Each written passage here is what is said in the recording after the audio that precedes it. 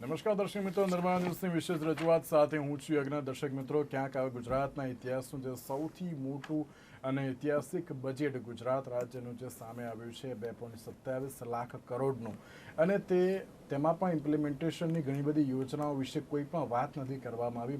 માત્ર ક્યાંક અલગ અલગ રૂપિયા જે ફાળવી દેવામાં આવ્યા હોય તેવું જે સ્પષ્ટપણે સામે આવ્યું છે. ક્યાંક કરવેરામાં અત્યારે રાહત ન જોવા મળી હોય તેવું પણ સ્પષ્ટપણે જોવા મળી રહ્યું છે, કારણ કે તેમાં ટેક્સેશનને લઈને કોઈ પણ મહત્વની ચર્ચા વિચારણા નથી કરવામાં આવી. માત્ર જે પણ યોજનાઓ છે તેને ફરી એકવાર વાગોઈ લેવામાં આવી હોય તેવું સ્પષ્ટપણે જોવા મળી રહ્યું છે. તો આ મુદ્દા પર ચર્ચા વિચારણા કરવા માટે મારી સાથે અત્યારે સ્ટુડિયોમાં ઉપસ્થિત છે રવિ દિવેરા, કે જેઓ માર્કેટ એક્સપર્ટ છે, તેમની સાથે સરજુ મહેતા, કે જેઓ ચાર્ટર્ડ એકાઉન્ટન્ટ છે, પાર્થિવરાજસિંહ કઠવાડિયા, કે જેઓ કોંગ્રેસના નેતા છે, અને તેમની સાથે ડૉક્ટર મિહિર પૂજારા, કે જેઓ ભારતીય જનતા પાર્ટીના નેતા છે. જે આપ સર્વેનું સૌથી પહેલાં તો સ્વાગત છે. મિહિરભાઈ, ક્યાંક ભારતીય જનતા પાર્ટી અને તેની સાથે ગુજરાત સરકારનું જે આ બજેટ છે 2.27 લાખ કરોડનું જે આ બજેટ રજૂ કરવામાં આવ્યું છે, બજેટને લઈને શું કહેશો? સાથે જ કોંગ્રેસ દ્વારા એમ પણ કહેવામાં આવે છે કે કોઈ પણ નવી વસ્તુ મળી નથી, માત્ર જાહેરાતો કરવામાં આવી છે, બિનઉપયોગી બજેટ છે અને પ્રજા વિરોધી બજેટ છે.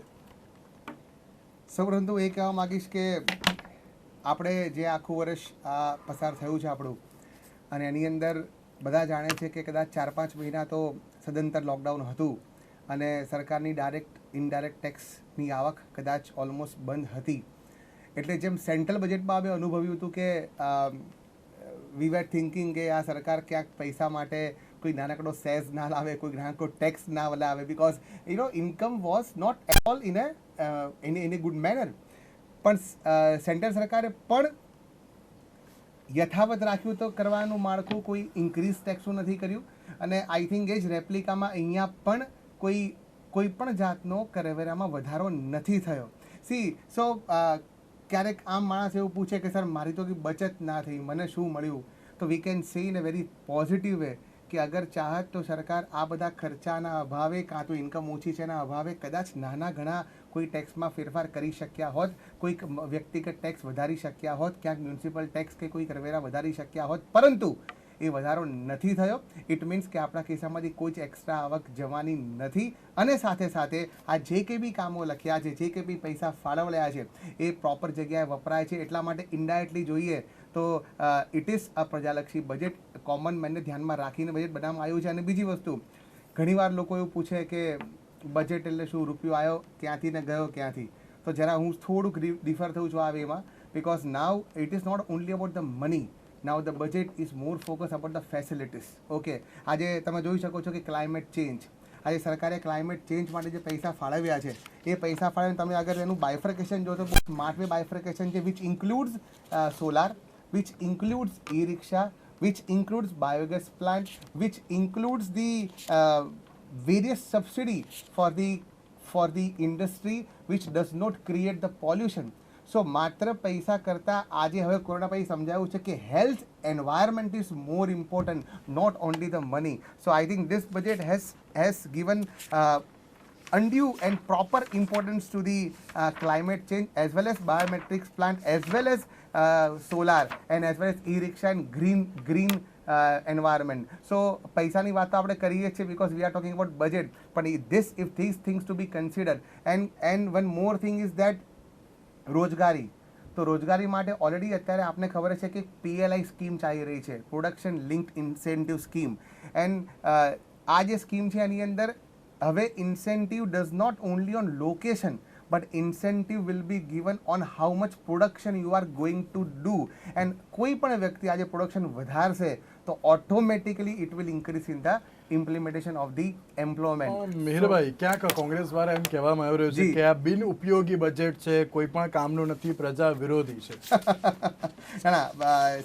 હવે અગર ખાલી જે હું જે કહ્યું ક્લાઇમેટ ચેન્જની વાત કરી જાય તો સાહેબ ક્લાઇમેટ ચેન્જની અંદર if you C just the bifurcation of money, solar rooftop plus solar system plus E vehicles plus biogas plant plus LED tube lights, this all are how it can be opposite the public. Okay, if you go about the Statue of Unity, if you go about the hospital, if you go for the gift city, જ્યાં gift સિટીમાં 100 કરોડ રૂપિયાની ફાળવણી કરવામાં આવી છે અને 10 વર્ષ સુધી અમુક ટેક્સ નહીં લાગે એ વસ્તુની વાત કરવામાં આવી છે. અને જે પ્રમાણે, ચલો બજેટ તો હવે આવશે, પણ જે પ્રમાણે અત્યારે મેડિકલમાં કામ થઈ રહ્યું છે, હેલ્થ કેરમાં કામ થઈ રહ્યું છે, જે પ્રમાણે અત્યારે વેક્સિનેશન અપાઈ રહી છે અને જે પ્રમાણે આ વર્ષ હેન્ડલ થયું છે, એ પ્રમાણે ચોક્કસ દેખાઈ આવે છે કે સરકાર બિલકુલ પબ્લિકની જોડે છે અને પબ્લિક અનુભવી પણ છે કે આવા સંજોગોમાં પણ અડીખમ આપણે જોડે ઊભા છીએ. પાર્થિવરાજસિંહ, બહુ અઘરા શબ્દોનો ભારતીય જનતા પાર્ટીના પ્રવક્તાએ ઉપયોગ કર્યો. ચાર્ટર્ડ એકાઉન્ટન્ટ છે સાહેબ પોતે, બીજા પણ બેઠા છે. હું તો લેમેન છું. લોકોને શું જોઈએ છે એની વાત કરીશ, આમ પબ્લિકને શું જોઈએ છે એની વાત કરીશ. એમણે વાત કરીને એટલા માટે મારે એમને 2-3 મુદ્દા યાદ કરાવવા પડશે કે એમને એક મુદ્દો ક્લાઇમેટ ચેન્જનો કીધો. નદીમાં થતા પ્રદૂષણમાં, એટલે જે રિવર પોલ્યુટ થાય છે, એમાં આપણા દેશમાં ગુજરાતનો જે રેન્ક છે ને 5મો છે. આપણી સાબરમતી નદી, મહીસાગર, તાપી, આ વન ઓફ એટલે કહેવાય ને ભારતની ટોપ પોલ્યુટેડ નદીમાં આવે છે. એની ચિંતા કરવાની વાત થાય. ક્લાઇમેટ ચેન્જની વાત કરી એટલા માટે હું આ વાત કરું છું. બીજા મુદ્દાની વાત કરું કે હમણાં એમણે હેલ્થ સેક્ટરની વાત કરી. તો જે બાળકોના મૃત્યુ થાય છે ને, છેલ્લા 2 વર્ષના આંકડા કહું આપને કે 2019માં 17,453 બાળકોના મૃત્યુ થયા. 2020માં 15,432. આ જ આંકડો હજી સુધી, આપણે તો હજી 2 મહિના થયા છે, 231 બાળકોના જાન્યુઆરી મહિનામાં 2021માં મૃત્યુ થયા. આ ચર્ચા એટલા માટે કહું છું કે આ આંકડો શું છે, આ શું બતાવે છે કે કોરોનામાં જે લોકોના જીવ નથી ગયા ને, એના કરતાં વધારે આ બાળકોના જીવ ગયા છે. એટલે ક્યાંક ને ક્યાંક એ બાળકો કુપોષિત હતા, ક્યાંક ને ક્યાંક એ બાળકોને પૂરતી હેલ્થ ફેસિલિટી ના મળી, એમની પ્રોપર સુરક્ષા ના થઈ શકી. આ કારણો છે. આ ચર્ચા એટલા માટે કરવી પડે છે કે અમે તો સામાન્ય નાગરિકોની ચર્ચા કરવી. અમને મોટા આંકડામાં રસ નથી. અમને તમે વાતો કરો, સ્ટેચ્યુ ઓફ યુનિટી કરો, તમારે જ્યાં પૈસા નાખવા હોય ત્યાં નાખો. તમારે મેટ્રોમાં નાખો, બુલેટ ટ્રેનમાં નાખો. ભલે મેટ્રો ટ્રેન હજી સુધી ક્યાં સુધી ચાલુ થઈ જાય આપણે જાણીએ છીએ ને. આપણે જે ગુજરાત મોડલની ચર્ચા કરતા હતા, એ ગુજરાત મોડલ પહેલાં ઘણા બધા, કલકત્તામાં તો ઘણા વર્ષો પહેલાં ચાલુ થઈ ગઈ હતી. દિલ્હી, મુંબઈને, મદ્રાસને આપણે ભૂલી જઈએ. તિરુવનંતપુરમ, જયપુર, લખનઉ, નાગપુર, આ બધા શહેરોમાં તો મેટ્રો ટ્રેન ચાલુ થઈ ગઈ. અને આપણે ત્યાં શું થયું કે મેટ્રો ટ્રેનમાં ભ્રષ્ટાચાર થયો. બીજી વાત કરીએ, ખાસ કરીને ખેડૂતોની વાત કરીએ તો ખેડૂતોના ખાતરમાં ભાવ વધારો, સીધું. બીજી ખાસ અગત્યની ચર્ચા એટલા માટે કરવી પડે છે કે ખેડૂતોની પાણી અને એની લાઇટની વાત સામાન્ય રીતે હમણાં કરતા હતા બીજેપીના પ્રવક્તા. તો પોતે આજે સૌરભભાઈએ સ્વીકાર્યું છે કે 83,000, આશરે 83,000 પડતર અરજીઓ છે, કે 83,000 ખેડૂતોને હજી સુધી વીજ કનેક્શન માટેની પડતર અરજીઓ છે. 83,000. આ આંકડા હું એટલા માટે આપું છું કે તમે ખેડૂતો માટે શું કરવા માંગો છો. હમણાં કહેશે ઓર્ગેનિક ખેતીની વાત કરશે, ત્યારે મારે યાદ કરાવવું પડે કે સિક્કિમ જેવું રાજ્ય અને લક્ષદ્વીપ જેવું યુનિયન ટેરેટરી એ કમ્પ્લીટલી ઓર્ગેનિક ખેતી વાળા, ઓર્ગેનિક ફાર્મિંગ વાળા સ્ટેટ અને યુનિયન ટેરેટરી બની ગયા છે. બીજી વાત કરું, હમણાં એમણે રોજગારીની વાત કરી, એટલે મેં ક્યાંક નીતિનભાઈનું ક્યાંક સ્ટેટમેન્ટ જોયું કે 2 લાખ યુવાનોને રોજગારી આપશે. કદાચ હું ખોટો નથી, 2 લાખ ને સર આંકડો, if I am not wrong. સાહેબ, એવરી યર જ્યાંથી તમે પાસ આઉટ થાવ છો, જ્યાંથી હું પાસ આઉટ થઉં છું, આપણી ગુજરાત યુનિવર્સિટી છે ને, એમાં એવરી યર 4 લાખથી વધુ યુવાનો ગ્રેજ્યુએટ થઈને બહાર નીકળે છે. હું આ ખાલી માત્ર ગુજરાત યુનિવર્સિટીની વાત કરું છું. આવી આપણા ગુજરાત રાજ્યની બરોડા MS યુનિવર્સિટી, દક્ષિણ Gujarat university, Saurashtra university, Bhavnagar university, એના સિવાયની જે પ્રાઇવેટ યુનિવર્સિટીઝ છે એના દાખલા તો અલગ છે.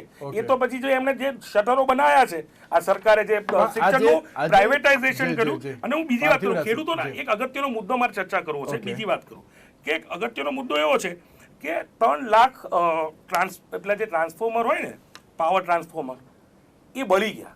એના લીધે ખેડૂતોને જે નુકસાન થયું ને, એ આ સરકારે વિચાર્યું નથી. તમે તપાસ તો કરો, ઇન્વેસ્ટિગેટ તો કરો કે આટલા બધા ટ્રાન્સફોર્મર કેમ પડી જાય છે. અને એના લીધે સિંચાઈના સમયે ખેડૂતોને વીજળી 6 થી 7 દિવસ નથી મળતી અને એમનો પાક બગડે છે, એમને નુકસાન પહોંચે. તમે જ્યારે યુવાનોની વાત કરો છો, આ જે બજેટ સ્ટેટમેન્ટ સામે જ્યારે સાંભળી રહ્યા હતા ને, ત્યારે એક જાહેરાત કરવામાં આવી હતી કે 3.5% બેરોજગારી માત્ર ગુજરાતમાં છે ને આખા દેશ કરતા સૌથી ઓછી બેરોજગારી ગુજરાતમાં છે. આપણે થોડાક જ સમય પહેલા યજ્ઞભાઈ CMI ના આંકડા જોયા છે. આ સરકાર, હું ફિગર્સ જોડે કહું છું, ICMR Indian council of medical research, એમને એવું કીધું કે આ લોકોએ તો કોરોનાના આંકડા પણ છુપાયા છે. જે દેશમાં ટોપ 5 ના રાજ્યો છે ને જેમણે આંકડા છુપાયા છે, 2.1 લાખ કોરોનાના પેશન્ટ જે હતા એના આંકડા છુપાયા છે સરકારે, અને ICMR નો રિપોર્ટ છે. અને એટલા માટે એજ્યુકેશન, રોજગારી, આરોગ્ય, આ બાબતે ચર્ચા એટલા માટે કરવી પડે છે કે આમાં સીધી સામાન્ય માણસોને આની સીધી અસર પહોંચે. ઓકે મિહિરભાઈ જી શું કહેશો? સરને જે સરે કહે છે કે કુપોષણને કારણે બાળકોના અવસાન થાય છે અને આરોગ્યની સેવાઓની માટેની વાત છે, તો કદાચ એમણે બજેટમાં જોયું હશે કે બાલ સખા 3 નામની યોજના ચાલે છે, જે સ્પેસિફિક આવા બાળકો માટે જ પૈસાની ફાળવણી થાય છે અને એવા બાળકો માટે જ વપરાય છે. માતૃવંદના નામનો પ્રોગ્રામ આપણો જે છે એ માત્ર સગર્ભા સ્ત્રીઓ માટે જ કરી રહી છે. 108ની સુવિધા કદાચ જેટલી સારી અહીંયા ચાલે છે એવી કોઈ બીજી જગ્યાએ નથી ચાલી રહી. એસપી નામની સારી હોસ્પિટલ જે બનાવી છે એમાં સુસજ્જ હોસ્પિટલ છે. અને સાહેબ મારો વારો સાહેબ 2 મિનિટ માટે. અને તમે બી જાણો, તમને બી જાણશે સાહેબ કે અત્યારે આ મહામારીમાં આપણી ગવર્મેન્ટ હોસ્પિટલનો લાભ મેક્સિમમ લોકોએ લીધો છે. ઇવન જે પ્રાઇવેટમાં ગયા છે એને પણ મેડિકલ કોટાનો લાભ AMCએ અપાયો છે અને ઘણી જ સામાન્ય અમાઉન્ટમાં સારવાર કરવામાં આવી છે. અને જે પ્રમાણે દરેક ઘરની અંદર જઈ જ્યાં એમને એવું લાગે ત્યાં હોમ ક્વોરન્ટાઇન કરી દવાઓ ઘરે આપી જવી, પછી દર 2-5 દિવસે ફોલોઅપ કરવું, તમારી હાલત શું છે, તમારા 14 દિવસ ક્યારે પતે છે, 12 બોર્ડ મારવું. હવે એ અગર આરોગ્ય માટેની અગર સભાનતા ના હોય, અગર આ આરોગ્ય માટેની સરકારની આપણા માટેનો એપ્રોચ ના હોય સર, તો પછી this is the way in which we are working. Ji Pujara સાહેબ, હું એક વાત પૂજારા સાહેબ, મેં આજે આંકડા આપ્યા ને એ હાઉસમાં આપણા મંત્રીશ્રીએ આપ્યા ને જે બાળકોના મૃત્યુ ઉપર, એ આંકડા કહું છું. મેં આમાં મારો કોઈ કોંગ્રેસ પક્ષનો આંકડો નથી, મારા ઘરનો આંકડો નથી, અને હું એટલા માટે ચર્ચા કરું છું, આ બાબતની ચર્ચા એટલા માટે કરું છું કે આજના દિવસે હાઉસમાં જે ધારાસભ્યોને જવાબ આપ્યો ને આરોગ્યની પરિસ્થિતિમાં, એ પણ આપણે વિચારવું પડશે. જે સરકારી હોસ્પિટલોના તમે વખાણ કરો છો ને કોંગ્રેસના રાજમાં બની છે, તમારા રાજમાં જે હોસ્પિટલો બની એને તમે પ્રાઇવેટાઇઝ કરી છે, એ યાદ રાખજો. ભુજની હોસ્પિટલ તમે આપી દીધી અદાણીને, તમે દાહોદની હોસ્પિટલ આપી દીધી, તમે પાલનપુરની હોસ્પિટલ આપી દીધી. આ વાત પણ યાદ કરજો કે તમે આરોગ્ય અને શિક્ષણનું પ્રાઇવેટાઇઝેશન કર્યું છે, કોમર્શિયલાઇઝેશન કર્યું છે, એ પણ સ્વીકાર. પણ કોના માટે સર? એટલે પ્રાઇવેટાઇઝેશન, કોમર્શિયલાઇઝેશન, આરોગ્ય અને શિક્ષણ એ ગુજરાતની સમગ્ર દેશના દરેક નાગરિકનો એ મૂળભૂત અધિકાર છે. એમાં તમે એનું ખાનગીકરણ કરો. પણ સાહેબ એ કરવાથી ફાયદો કોને થયો? ફાયદો સરકારી હોસ્પિટલમાં એટલી સારી ફેસિલિટી આપો ને પ્રાઇવેટ હોસ્પિટલની બરાબર. SVP શું છે સાહેબ? SVP શું છે? સરકારી હોસ્પિટલ નથી. સેમી છે એના રેટ જોઈ લો. બાજુમાં VS બંધ કરી દીધી તમે. આપણી સૌથી સારી શું કામ બંધ કરી દીધી તમે? આપણી અમદાવાદની પ્રખ્યાત કિડની હોસ્પિટલ જે શું છે? VS શું કામ બંધ કરી દીધી મને તો કહો. હા, પણ પાછી ચાલુ કરવી કોવિડ ના લીધે કરવી પડી, પાછી તમારે બંધ કરી દેવી પડતી હતી.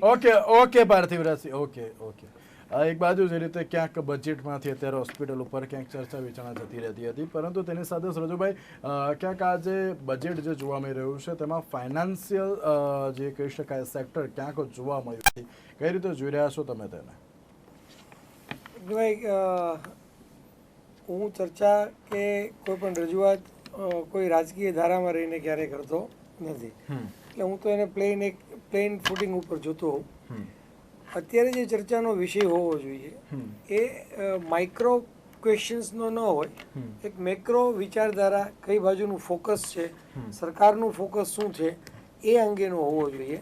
એટલે તમે જે કહ્યું, અન્ય બાકીના લોકોએ જે કહ્યું, એ મેક્રો વાત અહીંયા કદાચ અશક્ય હોય. મેક્રો વાત જે છે, જે બજેટનો જે એંગલ છે એ શું છે એ જોવો જોઈએ. તો મારી દૃષ્ટિએ ફિનાન્શિયલ સેક્ટર જોવો, એની કરતાં રાજ્ય સરકાર, કોઈ પણ ફેડરલ ગવર્મેન્ટનું એક કામ હોય છે અને એક રાજ્ય સરકાર હોય છે, એનું એક કામ હોય છે.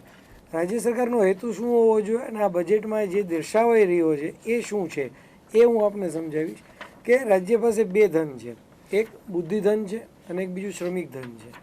શહેરોનો વિકાસના જેટલું ફાળવણી કરી છે એને કારણે બુદ્ધિધન જે આપણું ફ્લાઇટ કરી જઈ રહી છે, જે નવી જનરેશન છે જે ફોરેન સેટલ થવાના પ્રયત્ન કરી રહી છે, અમદાવાદ, બરોડા, સુરતના જે સારામાં સારા બુદ્ધિજીવો છે એ લોકો યંગ જનરેશન યુરોપ જવાની વાત કરે છે, અમેરિકા જવાની વાત કરે છે. સામે પક્ષે ગામડાઓ ખાલી થઈ રહ્યા છે, ગામડાનું શ્રમિક ધન આવી રહ્યું છે શહેરોમાં. આ બંને ફ્લાઇટને અટકાવવા માટેનું જો કોઈ બજેટ ફાળવણી હોય, એ અંગેનો દિશા સંચેર હોય, તો એ આ ગુજરાત રાજ્યના આ બજેટમાં પણ દેખાય છે. 8મા બજેટમાં પણ દેખાતો હતો. શહેરો જેટલા છે 6 મહાનગરપાલિકાઓ અને નાના નાના સિટીઓ એના સર્વાંગી વિકાસનો સ્માર્ટ સિટી છે, બુલેટ ટ્રેન્સ છે, જે આધુનિક શહેરોની સગવડતાઓ છે એની ફાળવણી થઈ છે. સામે પક્ષે ગામડાઓમાંથી જે લોકો શહેરોમાં આવી જવાનું રાખે છે તો એમને માટે મોબાઈલ મેડિકલ વાન્સ આપી છે, એમને માટે રોડ અને રસ્તા. આજે ગુજરાત રાજ્યમાં જે ફાળવણી થાય છે માર્ગ મકાન અને વાહન વ્યવહાર માટેની રસ્તાઓ માટે, એ મોટાભાગના રસ્તાઓ ક્યાં બને છે? જે ગામડાઓથી ડિસ્ટ્રિક્ટ હેડક્વાર્ટર માટેના રસ્તાઓ છે. તો ખેડૂતને પોતાનો માલ લાવવા માટેનું સારું ઇન્ફ્રાસ્ટ્રક્ચર મળે છે. એને ખબર છે કે જો મારા રસ્તા સારા છે, મેડિકલ ફેસિલિટી મને અવેલેબલ છે, મને પાણી અવેલેબલ છે. આજે નાણામંત્રીએ આપણને બહુ સરસ સમજાવ્યું કે સૌરાષ્ટ્રનું ભાવનગર છે, રાજકોટ છે, એ બધાને પાણી કઈ રીતે એમણે પહોંચાડ્યું એ પણ એમણે સમજાવ્યું છે. તો જો એક બાજુ ગામડાઓને ભાંગતા અટકાવી રહ્યા અને શ્રમિક ધન ત્યાંને ત્યાં રહેશે તો ખેત ઉત્પાદન પણ વધતું રહેશે. શહેરોનું જે ફ્લાઇટ છે એ આ બધી વસ્તુઓથી જો પ્રેરાઈને ઇન્ડિયામાં રહેવાનું છે બુદ્ધિધન, તો એ પણ આપણા માટે બચતની વાત છે, એ પણ આપણા માટે સારી વાત છે. તો આટલું ઓલરાઉન્ડ ફોકસ મેક્રો બજેટની વાત હોવી જોઈએ.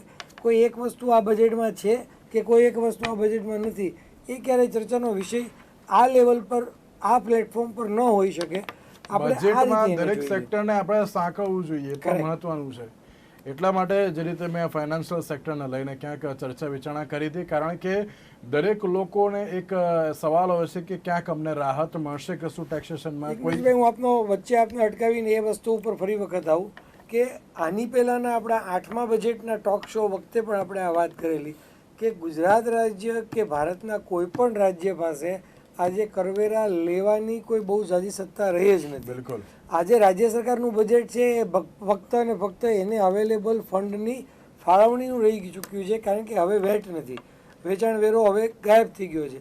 જીએસટીના રેટ્સ છે એ જીએસટી કાઉન્સિલ આખા ઇન્ડિયાના બધા જ રાજ્યોના નાણામંત્રી અને એના કમિશનર સાથે ભેગા બેસીને નક્કી થાય છે. તો રાજ્યની પોતાની આવક તો સીમિત છે કે જીએસટીનું કલેક્શન. અને એમાં પણ આપને કહું કે ગુજરાત રાજ્ય પોતે પ્રોડક્શન મેન્યુફેક્ચરિંગ સ્ટેટ છે અને જીએસટીની આવકની જે પેટર્ન છે એ ઉપભોક્તા રાજ્ય ઉપર છે. જે રાજ્યમાં વધારે ખર્ચ થાય છે કારણ કે એ સેલ ઉપરનો ટેક્સ છે. એટલે ગુજરાત રાજ્યની આવક તો જીએસટી આવી ત્યારથી બંધાઈ ગયેલી કહેવાય. એટલે આપણે તો એવું માનવું જોઈએ કે બાંધી આવકમાં પેન્શનરને પણ જો સારી રીતે ઘર ચલાવતા આવડતું હોય તો ગુજરાત રાજ્ય સરકારે એવી ફાળવણી કરી કહેવાય. બાંધી આવકમાં દરેક સેક્ટરને જેટલી વસ્તુ જોઈતી હતી એટલી આપી, છતાં 587 કરોડનું પુરાંતવાળું બજેટ આપ્યું. તો મારા ખ્યાલથી કોઈ પણ વિચારધારામાં હું તો રહેતો નથી, હું તો સ્ટ્રેટ ફોરવર્ડ જો આ કાર્ય સારું થયું કહેવાય કે નહીં, ચોક્કસપણે સારું થયું. રવિભાઈ, જે રીતે અલગ અલગ વિભાગમાં ક્યાંક જે જોગવાઈઓ કરવામાં આવી રહી છે અને એક પોઝિટિવ બજેટ પણ કહેવામાં આવી રહ્યું છે, શું કહેશો અલગ અલગ જોગવાઈઓને લઈને? ડેફિનેટલી જે આપણે આગળ વાત થઈ કે હેલ્થકેર અને ફાર્મા જે અત્યારે બેઝિક નેસેસિટી કે પાયાની જરૂરિયાત કહેવાય એના ઉપર ગવર્મેન્ટે થોડું ફોકસ કરવું છે. હાલાકી ક્લેરિફિકેશન એક હેલ્થકેરમાં જરૂરી છે કે વેક્સિન અંતર્ગત ગવર્મેન્ટ શું પ્લાન કરી રહી છે, 11,000 કરોડની ફાળવણી શું છે. આઈ થિંક કે અત્યારે હજી આપણે ઘણું ઇનિશિયલ પણ છે અને જેમ આપણે શરૂઆત પણ એ જ મેં કરી હતી કે આ રેપ્લિકા હોઈ શકે બજેટ, જે અત્યારે જ્યાં આપણે ફરીથી ત્યાં જ પહોંચ્યા કે બજેટ ઓલવેઝ અત્યારે સેન્ટરના રોલ વધારે હોય છે, સ્ટેટના રોલ બહુ ઓછા હોય છે, કારણ કે સ્ટેટ પાસે આટલી આવક કે આટલી સત્તા નથી. સેન્ટરનું બજેટ પણ એવું થયું છે કારણ કે ઇનડાયરેક્ટ ટેક્સેશન છે એ સરકારના હાથમાં નથી, એ લોકો ત્યાં પ્રપોઝલ કરીને પછી જીએસટી કાઉન્સિલ અપ્રૂવ કરતી હોય છે. તો સેક્ટર વાઇઝ પણ જો ગવર્મેન્ટ ધારે સ્ટેટ ગવર્મેન્ટ તો પણ કોઈ મોટા ડિસિઝન એટલે પણ ના લઈ શકે ટેક્સેશન અંતર્ગત, કારણ કે એ જે છે બધું હાથ છે એ જીએસટી કાઉન્સિલના પહેલામાં છે.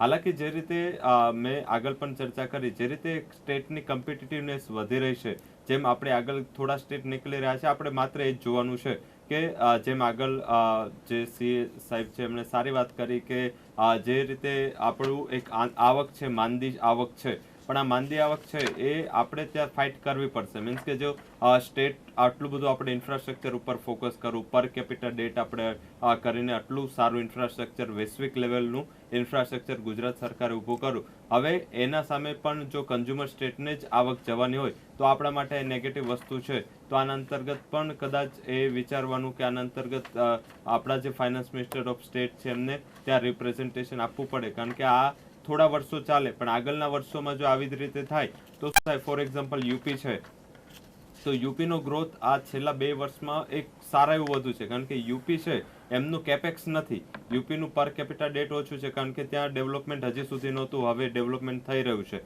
તો એને ડેટ નથી ને સામે ત્યાં ઘણા બિઝનેસ આવી રહ્યા છે. ગુજરાતમાં ઘણી જગ્યાએ જગ્યાનો અભાવ છે અને આના હિસાબે ઘણા બિઝનેસ અત્યારે મીન્સ કે જે નવું આપણે મોબાઈલ મેન્યુફેક્ચરિંગ, ઇલેક્ટ્રોનિક્સ મેન્યુફેક્ચરિંગ એ યુપીમાં જઈ રહ્યું છે. એઝ અ કન્ટ્રી આ ઘણી સારી બાબત છે, પણ એઝ અ સ્ટેટ આપણે આટલું ઇન્ફ્રાસ્ટ્રક્ચર ઊભું કરવું છે, તો આના અંતર્ગત સેક્ટોરલ ક્યાં ક્યાં નવું એફડીઆઈ કે એફઆઈ આવી શકે, એના અંતર્ગત સ્ટેટ કઈ રીતે પોલિસીનું એવું ઇમ્પ્લિમેન્ટેશન કરી શકે કે જેમ સિંગલ વિન્ડો ક્લિયરન્સ છે, તો આપણે પણ બધા સ્ટેટ પાસે એ પરમિશન છે કે સ્ટેટ પોતે પોતાનું ઇન્ફ્રાસ્ટ્રક્ચર અલગથી આ અપ્રુવલમાં કરી શકે. તો જ્યાં સેન્ટરની અપ્રુવલ નથી એ બધા બિઝનેસીસ છે એને ડિરેક્ટ અપ્રુવલ આપી અને અહીંયા ડેવલપ, કારણ કે હવે આપણે અહીંયાથી પાછા જઈ શકે એમ છીએ નહીં. આપણે આટલું બધું ઇન્ફ્રાસ્ટ્રક્ચર ઉપર ઇન્વેસ્ટમેન્ટ કરવું છે, આપણે જ્યાં પાણી નહોતું ત્યાં પાણી પહોંચાડ્યું છે, જ્યાં વીજળી નહોતી ત્યાં વીજળી પહોંચી છે, તો આટલું મોટું ઇન્ફ્રાસ્ટ્રક્ચર ઊભું કર્યા પછી જો ગુજરાતનો રેન્ક જીએસડીપીમાં પાછળ જતો હોય કે ઇઝ ઓફ ડુઈંગમાં પાછળ જતો હોય, તો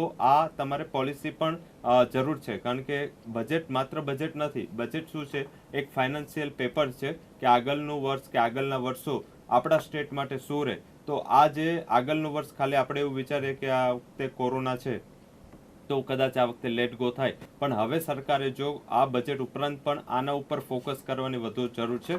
તો જે રીતે ટેક્સટાઇલમાં આપણે હબ છે, પણ ટેક્સટાઇલમાં ગવર્મેન્ટે પાર્ક ઊભા કરવા પડે છે, ફાર્મામાં આપણે હબ છે પણ ત્યાં ગવર્મેન્ટે ઇન્ટરફિયર કરવું પડે છે. તો આપણા બિઝનેસ છે હજી પણ સ્વાવલંબી નથી.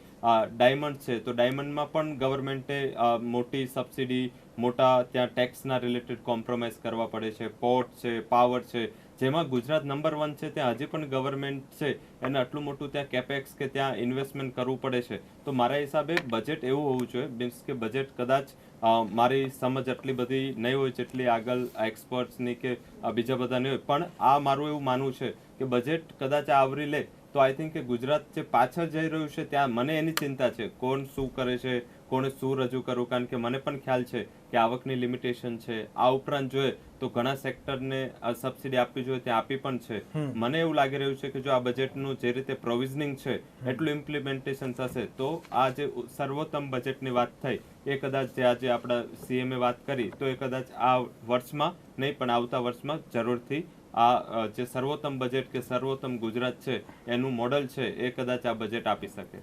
મેરભાઈ, ક્યાંક ઉત્તમથી સર્વોત્તમ ગુજરાતને બનાવવાની જે વાતો થઈ રહી છે અને તેમાં પણ યોજના ઉપર સૌથી વધુ જે ભાર મૂકવામાં આવતો હોય છે અને યોજનાનું ઇમ્પ્લિમેન્ટેશન થતું હોય છે કે નહીં તેનું ધ્યાન પણ ગુજરાત સરકાર દ્વારા રાખવાનું હોય છે. અલગ અલગ જે સેક્ટરમાં ક્યાંક ફાળવણી તો કરવામાં આવી છે, પરંતુ તેનું ઇમ્પ્લિમેન્ટેશન થશે તો ઉત્તમથી સર્વોત્તમ બની શકશે, તે પણ એક સવાલ છે. તો આ ઇમ્પ્લિમેન્ટેશન એ ઘણું જરૂરી અત્યારે હાલ તો બની ગયું છે, અમુકમાં નથી પણ જોવા મળ્યું.